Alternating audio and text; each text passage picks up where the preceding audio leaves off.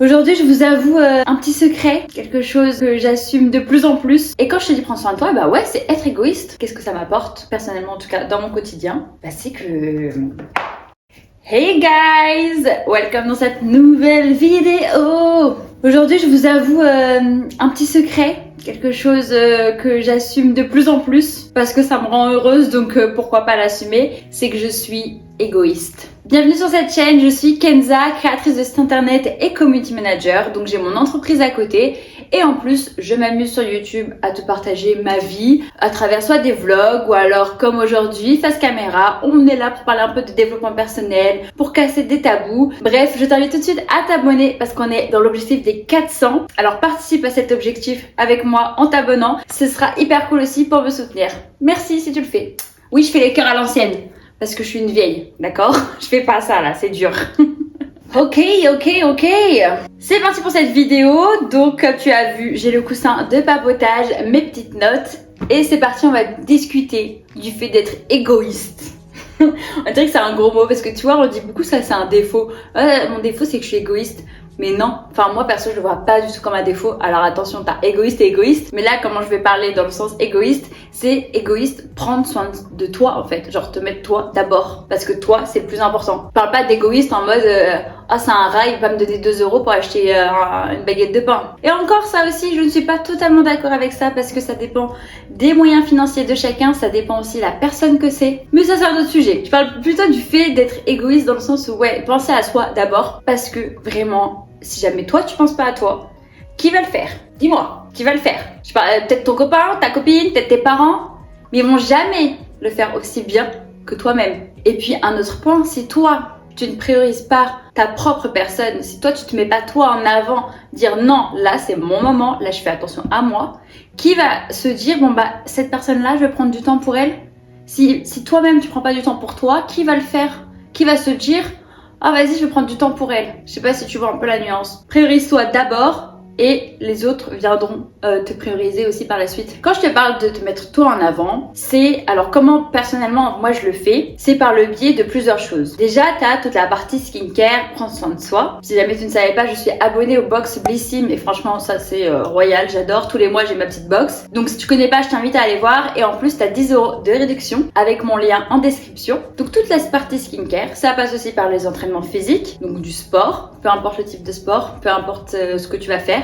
Juste physiquement. Ça passe également par le sommeil, hyper important le sommeil, ça c'est à ne pas négliger. Ça passe aussi par ce que tu vas manger, l'alimentation, encore une fois hyper important, j'ai fait une vidéo la semaine dernière à ce sujet, je t'invite à aller voir juste après celle-ci. Ça passe également par ta santé mentale. Et oui, la santé mentale c'est hyper important. Quand je dis santé mentale, c'est comment ça se passe dans ta tête, comment ça se passe là-haut, tu vois, tes émotions, comment t'arrives à les gérer, est-ce que t'as des traumas que t'as réussi à gérer, tu vois, et puis se dire bon bah est-ce que je suis heureux dans ma vie, est-ce que tout va bien, si jamais il y a des points qui ne vont pas, pourquoi, qu'est-ce qui se passe. Et moi personnellement je suis convaincue que quand nous on est bien, quand tous ces aspects là que je viens d'évoquer sont alignés avec toi-même et que t'es bien, franchement généralement tout le reste ça suit. Alors il y a des petits couacs, il y a des hauts et des bas, tu peux pas avoir, enfin si tu peux, mais j'allais dire tu peux pas avoir famille tout va bien, amour tout va bien, toi tout va bien, professionnel tout va bien. Tu vois des fois c'est un petit peu les montagnes russes et c'est normal, c'est la vie, tu vois, genre c'est totalement logique. Mais si toi déjà la base, tu vois, c'est un peu comme une pyramide. Je pars dans les trucs. C'est un peu comme une pyramide, c'est toi la base, le socle, c'est toi du coup. Si toi t'es ok, le reste, généralement ça se casse pas trop la gueule. Donc prends soin de toi, c'est méga important. Et quand je te dis prends soin de toi, bah ouais, c'est être égoïste. Parce que si jamais, je sais pas, jeudi soir, allez, les copains, tu viens, on va en soirée, nanana. Et que toi, finalement, tu le sens que ça fait une semaine, tu cours partout et que t'as envie de te poser, d'être avec toi-même, et tu dis non. Tu dis non, ce soir, j'ai pas envie, je suis avec moi-même. T'inquiète pas, hein, si c'est tes vrais copains et tout, ils s'en foutent. Et puis ils vont te dire, ok, d'accord, on se voit plus tard, quand t'as envie. Tu vois, faut pas avoir peur de dire non. Faut pas avoir peur de manquer les choses. Tu sais, le truc de FOMO là. Fear of missing something, quelque chose comme ça.